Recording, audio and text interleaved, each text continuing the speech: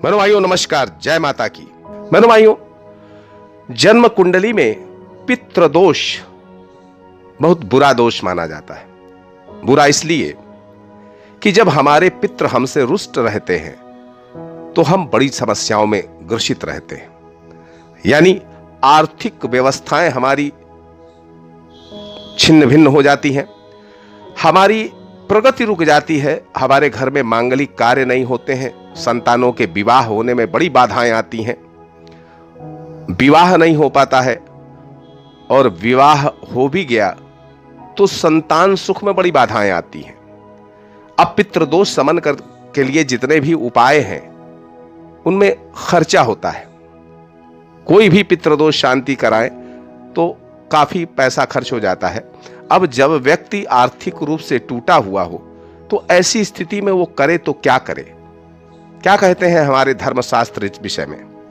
तो बहनों भाइयों, स्वधा नाम की जो देवी हैं, ब्रह्मा जी ने पितरों को संतुष्ट करने के लिए तुष्टि स्वरूपिणी पत्नी उन्हें सौंपी थी, जिनका नाम स्वधा है।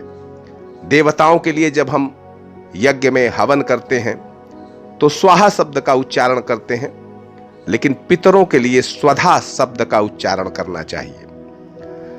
बहनों भाइयों, भगवती जो स्वधा है ये ब्रह्मा जी की मानसी कन्या है। ये सदा तरुणावस्था से संपन्न रहती हैं, पितरों और देवताओं के लिए सदा पूजनीय है, वंदनीय है, और यही देवी हैं जो श्राद्धों का फल प्रदान करती हैं। शरत काल में यानी पितृपक्षों में कृष्ण पक्ष की त्रयोदशी तिथि को मघा नक्षत्र में अथवा श्राद्ध के दिन भक्तिपूर्वक भगवती स्वधा की पूजा करके और उसके पश्चात श्राद्ध करना चाहिए। जो ब्राह्मण स्वधा देवी का पूजन ना करके सीधे श्राद्ध कराते हैं तो श्राद्ध और तर्पण के फल का भागी नहीं होता है ऐसा व्यक्ति, और यह बिल्कुल सत्य बात है। तो स्वधा देवी का पूजन करना चाहिए। स्वधा देवी का जो मूल मंत्र है वो है ओम ह्रीम श्रीम क्लीम स्वधा देव्यै स्वाहा। ओम ह्रीम श्रीम क्लीम स्वधा देव्यै स्वाहा। इसी मूल मंत्र से पाद्य आदि जितने भी उपचार हैं उनसे पूजन करना चाहिए माता का। और बहनों भाइयों, एक विशेष बात आप समझ लें कि पितृदोष शांति करने का आपके पास आर्थिक व्यवस्थाएं कमजोर हैं, आप खर्चा नहीं कर पा रहे हैं, तो शास्त्र कहते हैं स्वधा स्वधा स्वधेत्येवं त्रिसंध्यम यह पठे नरः प्रियाम विनीताम च लभते साध्वीम पुत्रम गुणान्वितम।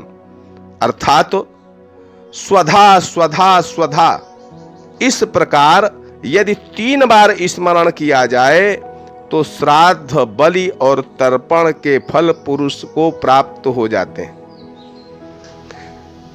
जो मानव स्वधा स्वधा स्वधा इस पवित्र नाम का सुबह दोपहर शाम यानी सुबह सूर्योदय के बाद नहा धो करके, दोपहर में मध्याह्न काल में और सायंकाल सूर्यास्त के समय स्वधा स्वधा स्वधा इस पवित्र नाम का 3 बार उच्चारण करता है तो उसके पितृदोष का पूर्णतः शमन हो जाता है, उसकी आर्थिक व्यवस्थाएं सुंदर हो जाती हैं, और जिसका विवाह न हो रहा हो, परिवार में मांगलिक कार्य न हो रहे हों, तो विवाह हो जाते हैं संतानों के, साथ ही संतान सुख भी प्राप्त होता है।